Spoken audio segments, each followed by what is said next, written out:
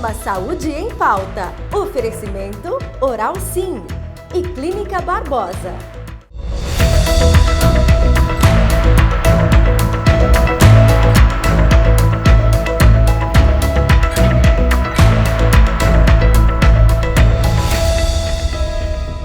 Olá, boa tarde, bem-vindo, bem-vinda a mais um Saúde em Pauta. O tema de hoje é audição. Você sabia que a audição é essencial para a nossa comunicação? Que é por meio dela que a gente percebe o mundo e a gente se percebe também? Já parou para se ouvir? Gente, é muito interessante o que a audição pode trazer de qualidade para a nossa vida e para os nossos relacionamentos. Para falar sobre esse tema, nós trouxemos Jane Barbosa, ela que é fonoaudióloga, que atende na Clínica Barbosa, uma amiga também, né, muito especial, que sempre está trazendo informação aí de qualidade aqui na UP TV. Tudo bem, Jane? Obrigada pela sua participação. Tudo ótimo, eu que agradeço pelo convite, pela oportunidade. Vamos lá conversar sobre audição, que é uma coisa que eu amo. Então, para a gente começar, Jane, qual que é a importância da audição aí para a nossa saúde? Olha, eu costumo dizer que quando a gente enxerga as coisas, né, a gente se conecta com os objetos. Então, o olhar, a visão, ela nos conecta com os objetos, com as coisas, né? Por exemplo, com as flores, quando eu olho para uma mesa, né, com algo bem gostoso para a gente comer, então a gente se conecta com aquele alimento, se conecta com objetos, né, com coisas. Mas quando eu ouço, eu me conecto com as pessoas. Então, eu tenho aquela conexão com um outro, com o indivíduo ou com quem eu amo. E isso é fundamental para a nossa sobrevivência. O ser humano ele foi criado para viver em troca constante com uma outra pessoa, com outro ser humano, né? Ele foi criado para a gente viver em grupos, né?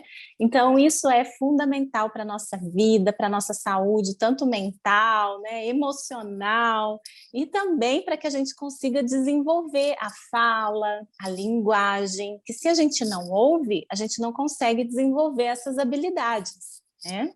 Olha só que interessante, né, Jane, que você está colocando aqui pra gente, né? O que a audição pode nos conectar com outras pessoas e todas as outras habilidades que a gente pode desenvolver, né? Mas e numa criança? Como a gente perceber que ela tá ouvindo bem, que tá desenvolvendo ou não? Quando a gente tem que perceber algum sinal que a gente tem que falar, opa, preciso procurar ajuda. Sim, você sabe que hoje todo bebezinho, quando nasce, ele precisa fazer o teste da orelhinha, né? Assim como a gente faz lá no hospital mesmo o teste do pezinho no bebê, também a criança precisa fazer o teste da orelhinha. E já quando nasce, já no nascimento, após o nascimento, a gente já consegue identificar ali se houve falha nesse processo da audição. Então, se houve falha ali, a mãe já tem que ficar atenta, já tem que levar novamente numa fonoaudióloga, né, para repetir, para retestar esse exame, e aí a gente dá continuidade ao processo de avaliação e também de percepção dessa criança.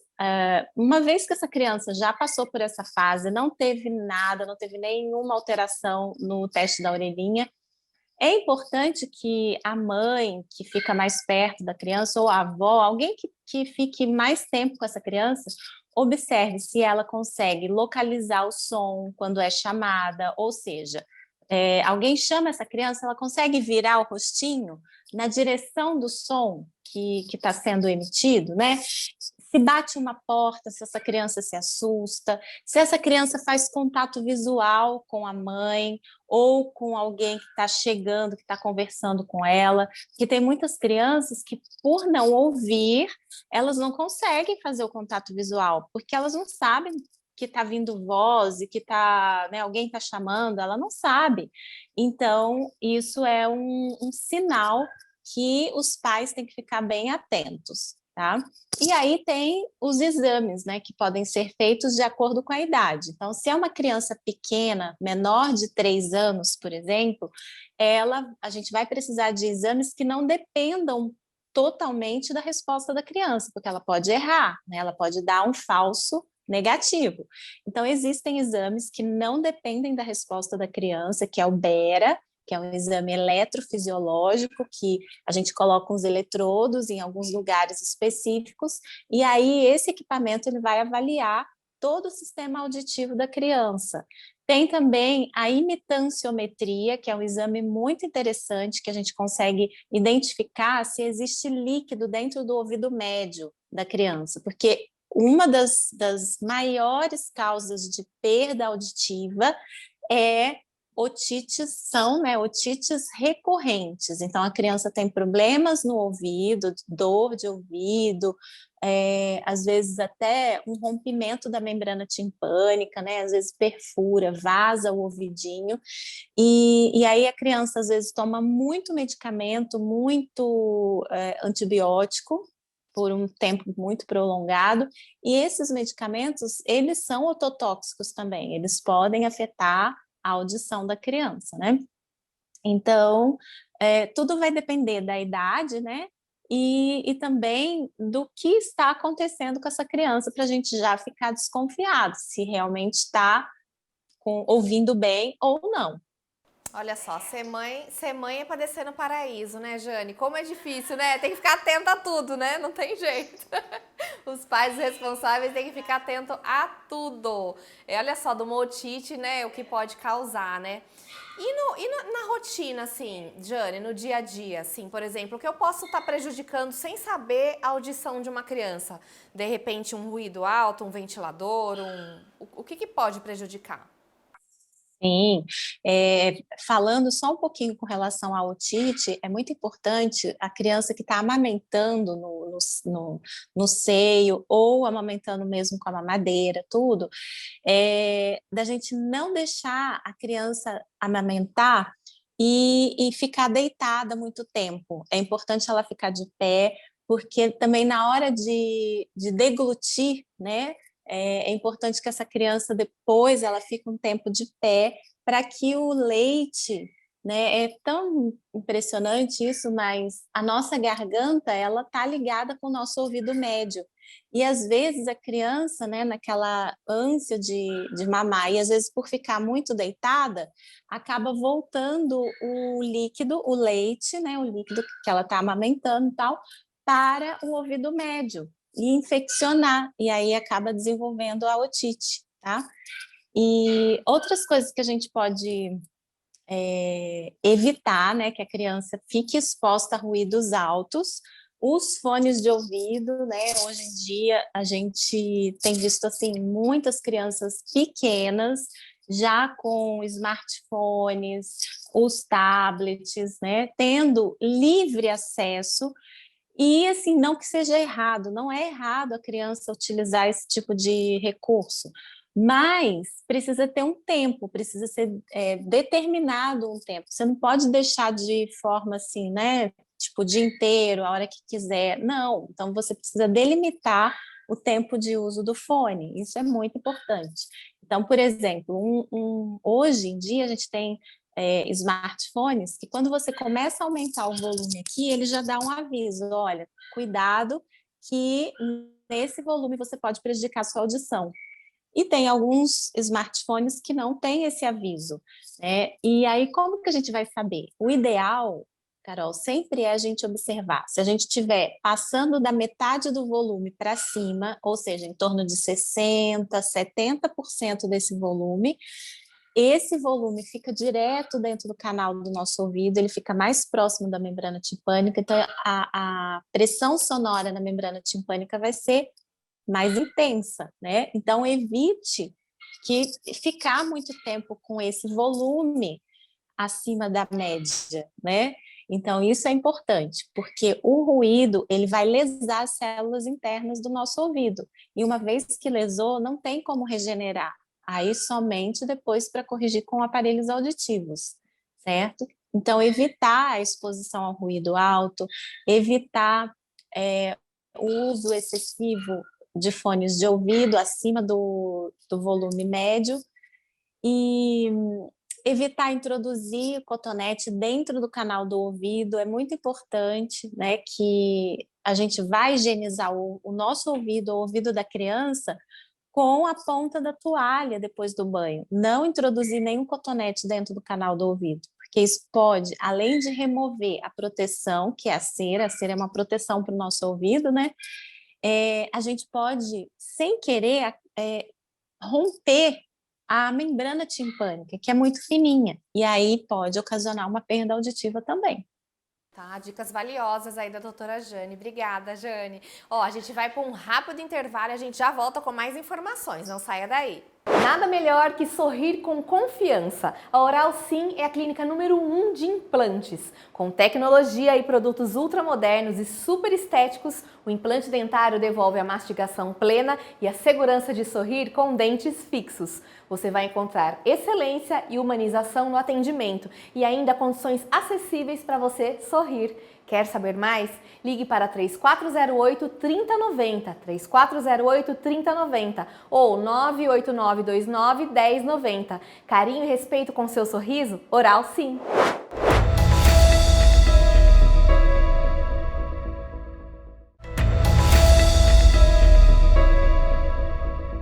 Estamos de volta com Saúde em Pauta e o tema de hoje é a audição com a doutora Jane Barbosa, ela que é fonoaudióloga. Falamos muito aí da audição nas crianças, como perceber, né, se tem algum problema, o que evitar e como cuidar dessa criança. E nos adultos, doutora Jane, o que a gente deve fazer? A gente tem exames periódicos, a gente tem que tomar certos cuidados.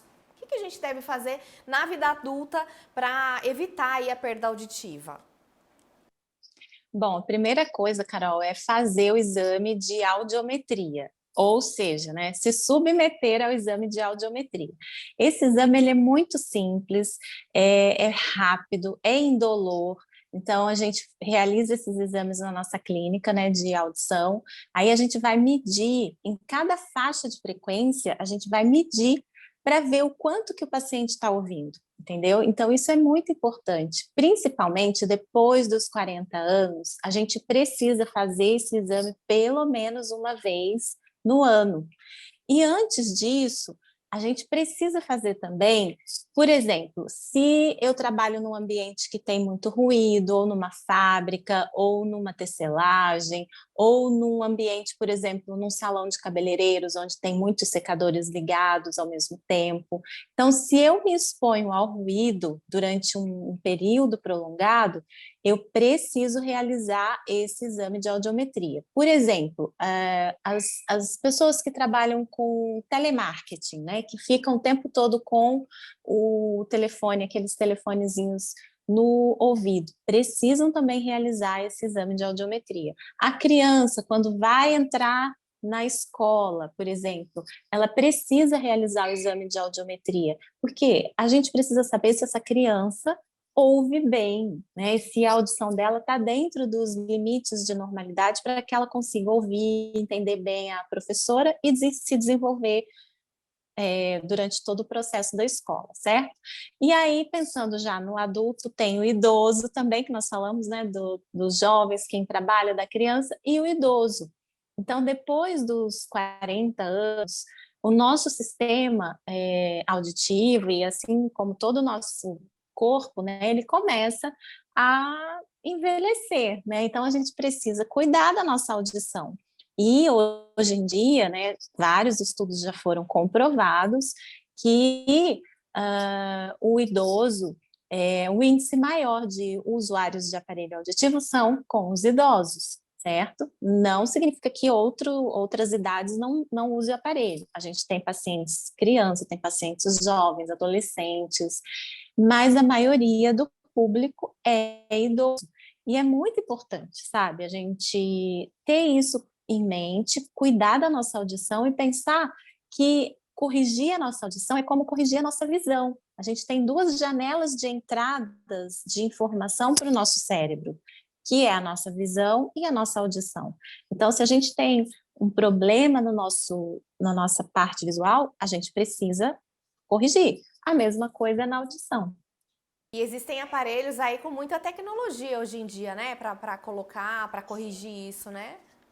Sim, existem vários tipos e vários modelos, várias tecnologias. Para você ter uma ideia, Carol, a gente tem aparelhos auditivos hoje que se conectam por Bluetooth em celulares, se conectam por Bluetooth na televisão, eh, são aparelhos recarregáveis, que não precisam mais você ficar trocando pilha todos os dias, certo? Então, assim, é muita tecnologia. Agora, inclusive, essa semana, nós estamos recebendo novos aparelhos auditivos lá na nossa clínica, que a gente consegue fazer atendimento à distância, a gente consegue fazer ajustes à distância, direto no aparelho do paciente, na casa do paciente. Olha que evolução tecnológica, tudo através do computador, através do celular, dos aplicativos, né? Que hoje em dia os aparelhos já vêm com esse recurso de você baixar o aplicativo e conseguir ajustar volume, grave e agudo, criar programas específicos, por exemplo, para fala no ruído, fala no silêncio. E tem muita coisa maravilhosa para ouvir melhor, né? Olha só, tecnologia a favor aí da nossa qualidade de vida, né, Jane? Acho que não tem coisa melhor, né, do que a ciência, a tecnologia aí aliada aí para melhorar a nossa vida. Agora sim, a gente tem um probleminha com os idosos, né? A gente se depara aí com muitos idosos que você fala, viu? Você percebe que a vozinha já não está escutando. Tem o problema da aceitação, né? Eu acho que isso no seu consultório também deve ser um pouquinho complicado, mas vocês já têm um jeitinho de lidar com isso também, né? Porque eu acho que a hora que coloca o aparelho e fala, nossa, eu tô ouvindo, acho que deve mudar totalmente a percepção, né? Sim. Infelizmente, né, estudos comprovam que a pessoa que identifica a perda auditiva, geralmente ela demora em torno de 5 a 7 anos para aceitar a colocação de um aparelho auditivo. Então, assim, a perda leve, geralmente as pessoas não querem aceitar de colocar um aparelho auditivo. E aí vai protelando, protelando, protelando. Aí chega uma hora que não tem mais jeito. E aí, quando você vai colocar a prótese, muitas vezes aquele cérebro que deixou de receber estímulos, informação auditiva, ele já está atrofiado.